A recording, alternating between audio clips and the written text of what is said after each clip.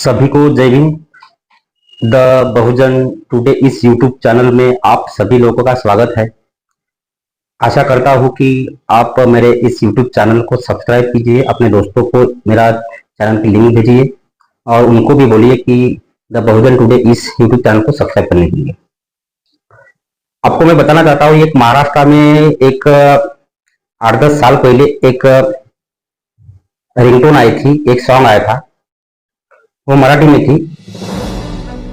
तुम्ही कितीही लावा शक्ती, तुम्ही कितीही लढवा युक्ती, तुम्ही कितीही करा हल्ला, होईल मजबूत भीमाचा किल्ला। तो ये जो सॉन्ग है, इस सॉन्ग में बहुत सारा तथ्य छुपा है। महाराष्ट्र के बहुजन समाज पार्टी के पहले एमएलए बनने जा रहे हैं प्राध्यापक सचिन जी नांदगाय। बहुत सारे लोगों को मेरे इस बातों से आश्चर्यचकित फीलिंग करते होंगे, लेकिन जो अभी जो समीकरण जो बदला है, तो इस समीकरण के माध्यम से ऐसा जो माहौल क्रिएट हुआ है बहुजन समाज पार्टी का, कि जहां जहां शेड्यूल कास्ट, शेड्यूल ट्राइब का जो एरिया है, वहां वहां बहुजन समाज पार्टी की चर्चा हो रही है। तो आपको मैं बताना चाहता हूं, मुर्गावर्धनी विधानसभा क्षेत्र के अंदर दिलीप बंसोड़ जो है वो महाविकास आघाड़ी के तरफ से उनको टिकट मिली है और महायुति के तरफ से राजकुमार बडोले को टिकट मिली है। अब दिलीप बंसोड़ को गिराने के लिए उन्हीं के ही पक्ष से 2-3 लोग वहां पे खड़े हुए हैं। वो भी बहुत मजबूती के साथ अपना प्रचार प्रसार कर रहे हैं कि ऐसा करने से उनकी टिकट निकल सकती है। इस भ्रम में वो अपना प्रचार प्रसार बहुत तेजी से कर रहे हैं और इसका जो विपरीत परिणाम जो होने वाला है कि जो महाविकास आघाड़ी के अंदर बहुत ज्यादा मात्रा में वोटों का ध्रुवीकरण होने वाला है, मत जो है वो डिवाइडेशन होने वाले। उसके साथ साथ महायुति जो है, महायुति के अंदर भी सेम कंडीशन है। राजकुमार बडोले पहले भारतीय जनता पार्टी में थे। महायुति के माध्यम से अजित पवार गट को टिकट मिलने के वजह से राजकुमार बडोले अजित पवार गट में शामिल हुए और खुद को अजित पवार गट में शामिल होने के बाद उनको वहां से टिकट मिली और वहां पे टिकट मिलने के बाद सुगत चंद्रिका पुरे ने अपना नामांकन भरा। उसके साथ साथ रत्नदीप दौगले ने भी भरा और बहुत सारे लोगों ने जो है महायुति के अंदर जो है 3-4 लोगों ने जो है अपना नामांकन भरा और इस वजह से वहां पे भी वोटों का डिवाइडेशन होगा और इस वजह से महायुति के अंदर और महाविकास आघाड़ी के अंदर दोनों जो लीडर है, उनकी जो वोट बैंक है, वो वोट बैंक में डिवाइडेशन होगा और बहुत कम लेवल में नहीं बल्कि बहुत लेवल में, बहुत आउटस्टैंडिंग लेवल में वो मतों का डिवाइडेशन होने वाला है। और इस बीच बहुजन समाज पार्टी का जो कैंडिडेट है माननीय प्राध्यापक सचिन जी नांदगावे, इनकी टिकट कैसे निकल सकती है इसके बारे में मैं आपको बताना चाहता हूं। तो इनका जो मतों का डिवाइडेशन होने की वजह से अगर शेड्यूल कास्ट का वोट बैंक अगर एक तरफा अगर सचिन जी नांदगावे सर को अगर ट्रांसफर होता है तो आसानी से बहुजन समाज पार्टी की टिकट जो है यहां से निकल सकती है, क्योंकि लोग परेशान है। लोगों को समझ में आ गया है कि चाहे राजकुमार बडोले हो या दिलीप बंसोड़ हो या कोई भी हो, इनके जो आका है, इन लोगों के जो गॉडफादर है वो आरएसएस विचारधारा वाली है, मनु की सोच वाली है। मनु की विचारधारा वाली होने की वजह से शेड्यूल कास्ट के अंदर ये एक ऐसा माहौल क्रिएट हो रहा है, जनता को भी ऐसा लग रहा है कि इनके जो झगड़े हैं वो चलते ही रहेंगे। शेड्यूल कास्ट के बहुत सारे लोग, शेड्यूल ट्राइब के बहुत सारे लोग कांग्रेस को अपना आइडियल मानते थे, लेकिन जैसे ही मोहनदास गांधी की विचारधारा जो है ओरिजिनल सामने आई, जब SC/ST का वर्गीकरण का जब बात आया और वहां से कांग्रेस ने अपनी भूमिका स्पष्ट किया तेलंगाना के अंदर और कर्नाटका के अंदर, और उसमें राहुल गांधी ऊ तक शब्द बोलने के लिए तैयार नहीं है, बल्कि वहां पे जो है वर्गीकरण का मुद्दा जो है वो लागू करने के लिए रेडी हो गए। इस वजह से एससी और एसटी के अंदर, एससी और एसटी की जो जनता है उनके अंदर नफरत का माहौल क्रिएट हो गया है। राहुल गांधी बोलता है कि हमारी जो कांग्रेस है वो मोहब्बत की दुकान है, बट जनता को अभी समझ में आ गया है कि ये लोग नकली लोग हैं, ये लोग नकली लोग हैं, ये बात समझ में आ गई है। और इस वजह से जहां जहां हम जा रहे हैं वहां वहां बहुजन समाज पार्टी का जो बहुजन समाज पार्टी को जो लोग लाइक कर रहे हैं उनकी जो क्वांटिटी है वो बढ़ती जा रही है। अब आप लोगों को लग रहा होगा कि यार वीरू जी वंचित बहुजन आघाड़ी का नाम क्यों नहीं ले रहे हैं, तो मैं आपको बताना चाहता हूं दोस्तों, वंचित बहुजन आघाड़ी का स्टैंड आपको पता ही है। पिछले 40 साल से वो एक एमएलए की सीट भी निकाल नहीं सकते। पिछले 40 साल से उनकी जो राजनीति है वो सिर्फ राजनीति ही है, कोई समाज नीति नहीं है।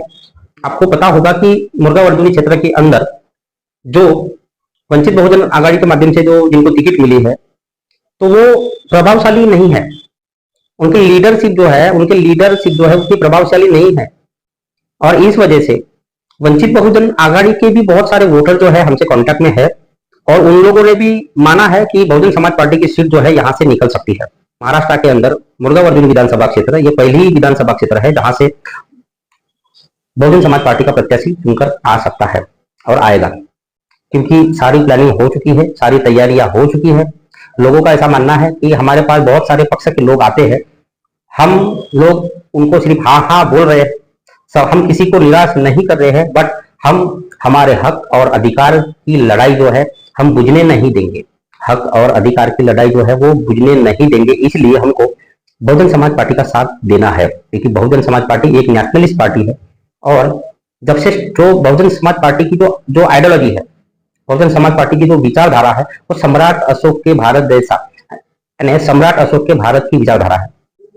तो लोगों के सामने एक ऑप्शन है, चाहे राजकुमार बडोले हो, चाहे दिलीप बंसोड़ हो या कोई भी हो, उनके जो गॉडफादर है उनकी जो विचारधारा है वो मनु की विचारधारा है, हेडगेवार की विचारधारा है, गांधी की विचारधारा है। इसीलिए राहुल गांधी बोलता है कि कांग्रेस का हाथ बीजेपी के साथ, कांग्रेस का हाथ बीजेपी के साथ। आप लोगों को शायद इस बात का गलत लगेगा कि यार वीरू जी ऐसा क्यों बोल रहा है, तो मैं आपको बार बार बताने जा रहा हूं कि जब वर्गीकरण का मुद्दा आया था, वर्गीकरण लागू करने का मुद्दा आया था, तो सबसे पहले कांग्रेस ने हाथ रेज किया था तेलंगाना के अंदर और उसके साथ साथ कर्नाटका के अंदर। वहां की जो हरामखोर कांग्रेस सरकार है ना, वो हरामखोर कांग्रेस सरकार ने एससी और एसटी का सत्यानाश होना चाहिए, इसीलिए उन्होंने वहां पे समिति स्थापित किया है।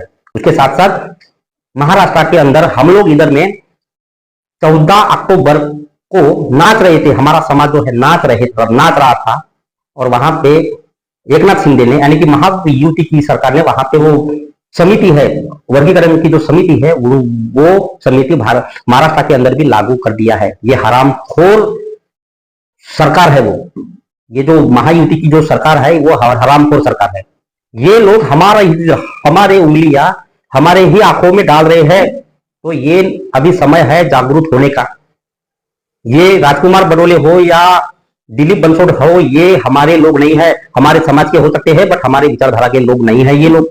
इसीलिए ये लोग एससी और एसटी का जो ध्रुवीकरण हो रहा है उसके ऊपर तक बोलने के लिए इनकी औकात नहीं है, ये इनकी औकात है। मैं तो इंतजार कर रहा हूं कि ये लोग अगर आता है तो मैं सबसे पहले माइक पकड़ के इनके पास जाऊंगा और इनको पूछूंगा कि आपकी भूमिका क्या है।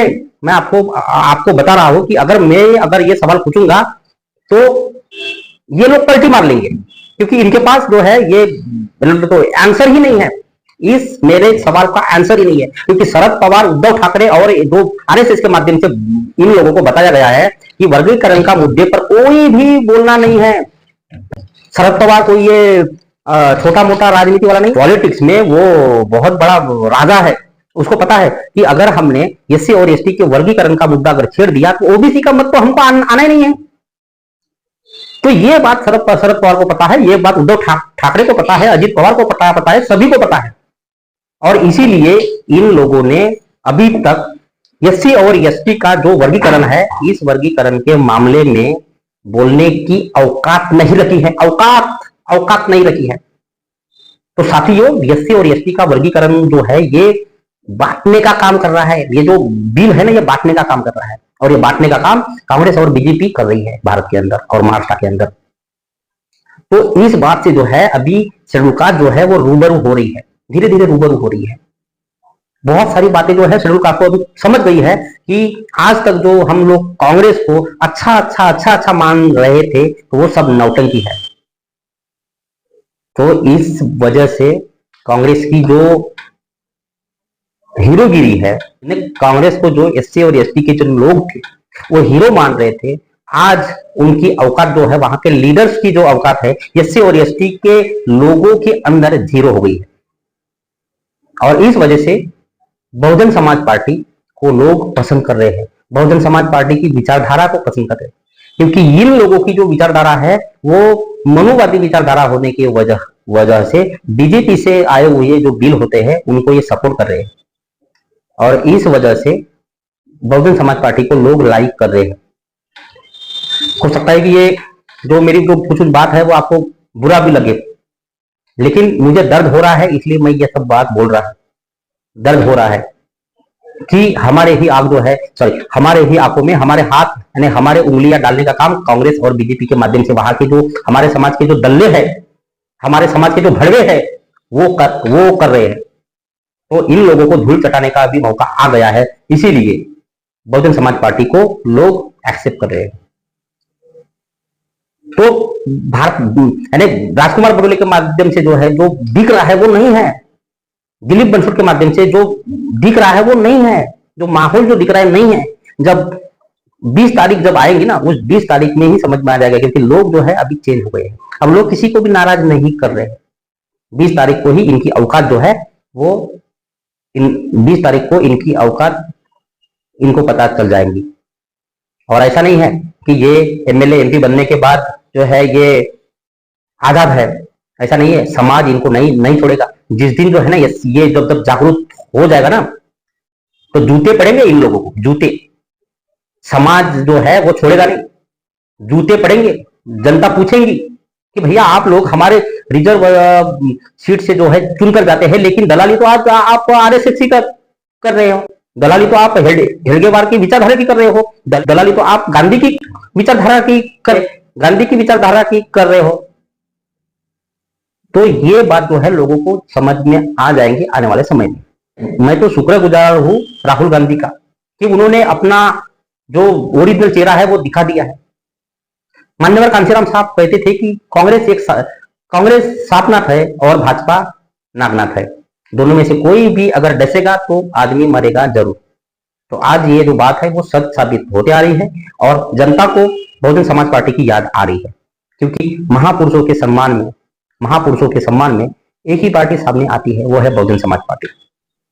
आप लोगों को मनु का भारत चाहिए या सम्राट अशोक का भारत चाहिए? क्योंकि मनु की जो भारत है उसके ऊपर राष्ट्रवादी कांग्रेस, अजित पवार गढ़, शिंदे गढ़, उद्धव ठाकरे, भारतीय जनता पार्टी और कांग्रेस भी चल रही है।